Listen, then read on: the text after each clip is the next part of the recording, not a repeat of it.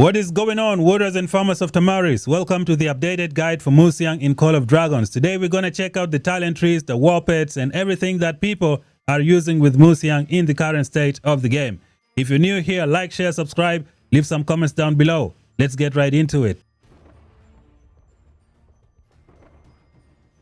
Alright, warriors of Tamaris, it has been almost 3 years since Call of Dragons came out. Today we're going to do a quick updated guide for Mu Xiang in the game. Is she still one of the strongest heroes in the game? And the simple answer is yes. Mu Xiang is one of those heroes that you need to have in your account. This hero can work with pretty much any troop type. She is an overall hero, giving her the ability to do whatever she wants with any troop type that you put her in. Today we're going to see what makes her so good. Again guys, she is one of those heroes that you need to max out in your account. She is still viable in the current state of the game. Let us see what makes Mu Xiang so great for the open field PvP. I think the devs decided to give this hero pretty much everything that you would need in a hero in Call of Dragons. She's got good defense, she's got debuff, she's got healing, she's got AoE damage. She's got healing as well. I think I said that already. So this hero is fantastic. Starting off with the rage skill. She can throw a Jade Demon Pellet at the target Legion, dealing damage to the target 1300, and then she can do another damage to 2 nearby targets. They take 40% less damage, but this skill is absolutely magnificent. On top of that, she's got the healing received reduction of -20%. She can put a debuff on enemies, which means she got the potential to work with a lot of different heroes that require debuffs. When we go to skill number 2, Mu Xiang can support herself and she can support nearby allies as well, or your nearby marches. She can heal herself with a healing factor of I think 150, and then she can heal your nearby legions with a healing factor of 100 3 times. Now this skill is absolutely brilliant. It can work with this pet for Magrat. Let us check it out. This Magrat pet, aka the Shadow Manticore, we have this skill known as the Advanced Barbarism. This Advanced Barbarism is going to work with Mu Xiang's skill number 2 because she can trigger this 3 times with every single raid cycle, which means you're going to do damage with this skill with the Advanced Barbarism, and then the pet can also cast its talent skill. This is one thing that is so good about this hero. Now we go on to skill number 3. She has a healing granted bonus. She can provide you with more healing. She's got Legion defense bonus of 10%, and she's got a Legion attack bonus of 20%. So the devs decided to give this hero pretty much everything. The only thing that is missing is a shield. Let's go on to skill number 4. So when the Legion grants healing, you're going to get 6% damage dealt. You can get 3 stacks, which means you can get up to 18% additional damage dealt. This makes it so that the hero can work so well with the Sun Lizard. The Sun Lizard is going to be the one to utilize this skill more efficiently. When we go to the Awakening, she's got good stuff as well. She can get 50 rage and she can gain keen, which means she can gain more attack, pushing her attack all the way up to 35%, making her one of the most useful hero in Call of Dragons. This is the reason this hero can work so well with every single hero. Again, she's got healing, she's got debuff, she's got defense, she's got more attack. What else do you need, guys? Very good mechanics. Make sure you max her out as fast as possible because you're going to use her in multiple places. And let us check them out one by one. Okay, beautiful people of Tamaris, let us check out some of the best places you can use Mu Xiang in Call of Dragons. The first place you're going to use Mu Xiang is going to be with the Celestials. You're going to have Mu Xiang as the primary and you're going to have Thea as the deputy. This is one of the strongest mage marches in Call of Dragons. It's going to do so much in the open field. Thea got some good healing and she can bring a lot of attack onto the table. And Mu Xiang is going to use everything. Thea can boost Mu Xiang rage skill. Mu Xiang can also boost Thea. This is like a very, very good combination. It's going to work fantastic in the open field. Now, you can use Mu Xiang in other places as well, but she's going to be the deputy. The second one that comes to mind is going to be A for Rondel primary and Musiang as the deputy. You got Forondil primary, you got Musiang as the deputy. This is another good place to use Musiang. I think I would say it's the second best place to use her as of right now. You can also try something different. You can have Urag primary, you can have Musiang as the secondary. This is another good place to use Musiang when it comes to cavalry. So the best place is going to be with the Celestials and Thea, and then you have Forondil, or you're going to have Mr. Urag. Another one that comes to mind is going to be Garwood primary and Musiang as the deputy in terms of infantry. This is what most people like to use because they work so well together. So this would be the infantry combination for these two pairings. However, the best one is going to be a Musiang and a Thea. This is the way to go, guys. With the Celestials, you are going to get so much value in the open field against your enemies. To summarize everything in terms of the pairings, you just use Musiang with pretty much anyone in your lineup, and she is going to do a very, very good job. She works well with everyone. You can put her anywhere. She is going to do amazing for your lineup. But the three places that I've just mentioned are the best places to use her in the current state of the game. She just works well with everybody. Up next, we're going to check out some artifacts that you can use with Musiang in Call of Dragons. If you're going to use Musiang and Thea, then you have no choice but to use the Visage of the Sanctus. If you don't have this artifact, then you can use the Phoenix Eye, especially if you're using Celestials. That's going to be a good combination for your account. If you're going to use Musiang with Forondil, you got a few cavalry artifacts to use. They're going to be good for your account. If you're going to use Musiang and Urag, you can always go with this artifact right here, which is the Wolf Howl Horn. This is for the cavalry. If you're going to use Musiang with Garwood, you can use whatever infantry artifact you have at your disposal. So these are going to be the artifacts that you can use with the Musiang in the Call of Dragons. The best one to use is going to be with the Thea and the Visage of the Sanctus. That's going to be the artifact to use with the Musiang. Where is she? As you can see here, we got the Visage of the Sanctus.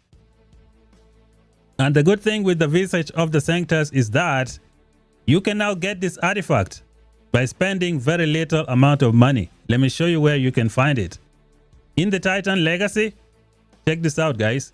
You can get a Visage of the Sanctus and max it out. This artifact is going to give Thea kind of like a rage scale hero damage factor, which is something that you need. Or you can also use a Deathless Vines if you're going to use the infantry with the Garwood, but the Visage is the way to go. The Phoenix Eye is also another option for the mages. It's going to work well for you. So this is the artifacts that you can use for the awesome Musiang in the Call of Dragons. Up next, we're going to check out some of the WARPETS that can really work with Musiang in Call of Dragons. The first one that comes to mind is going to be the Sand Lizard. This Sand Lizard is going to work so well with Musiang in this lineup because it's going to synergize very well with skill number 4, allowing her to do so much damage to enemies, especially if your Sand Lizard has this advanced stone aura equipped on it. It's going to be a very big game changer for your account. Now, there are so many pets that works with Musiang. She is a universal hero, which means she has the potential to use many pets in the game.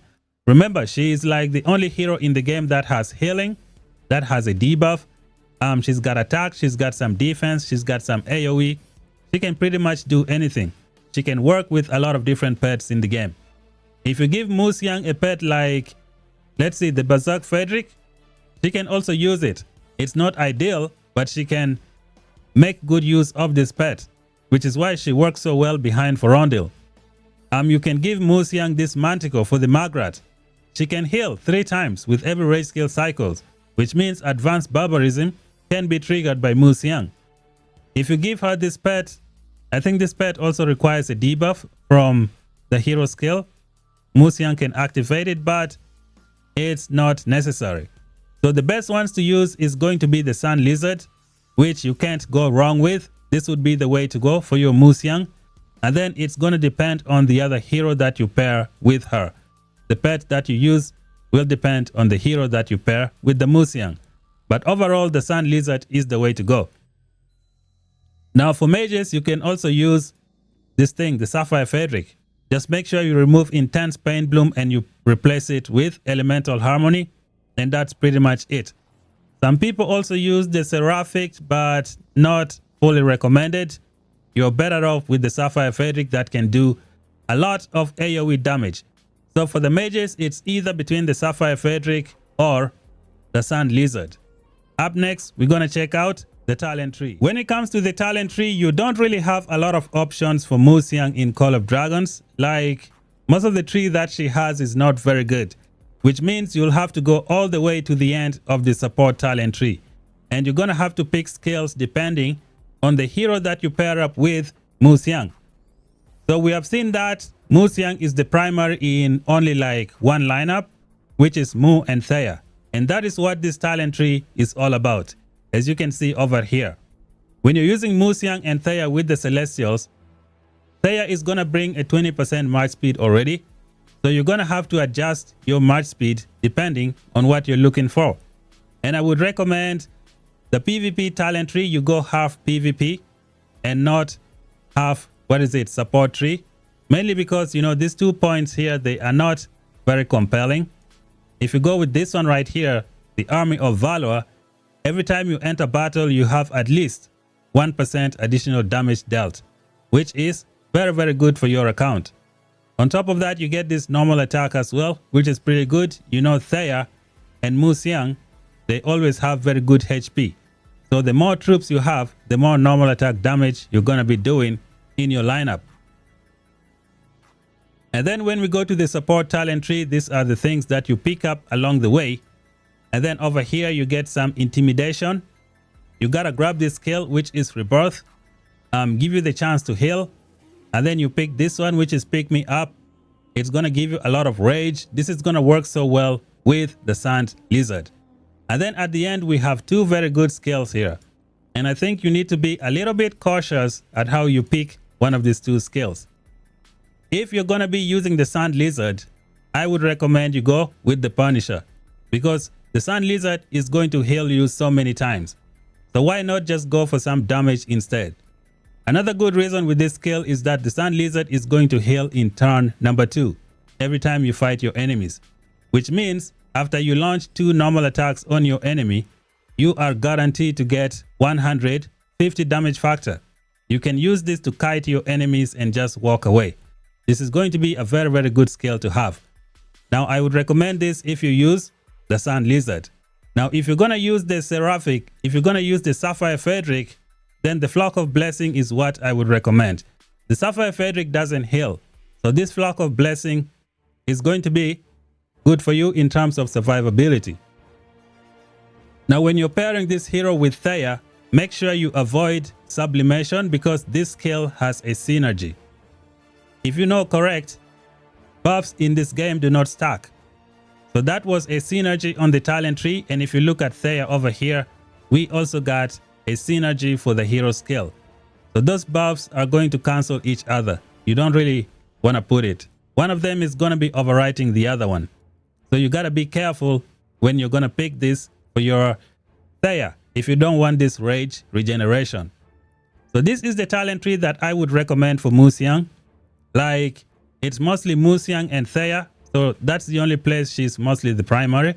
We also have Mu Xiang and Thunderlin, which also works, but I think you might want to put Thunderlin as the primary, because Thunderlin has a lot more options than Mu Xiang. So this would be the talent tree that I would use with the hero. And I think that's it for the guide, guys. Mu Xiang is just a fantastic hero in Call of Dragons. She's got everything. She's got debuff, she's got healing, she's got AoE, she's got attack, she's got, look at this, defense, everything. Everything you need, this hero is going to give it to you. The only thing missing was a shield, and it would have been complete. Thank you guys for watching the video. Make sure you upgrade this hero, you invest. Still very viable hero in the game. You're going to use her for a long time. Until then, talk to you guys in the next one. Bye bye for now.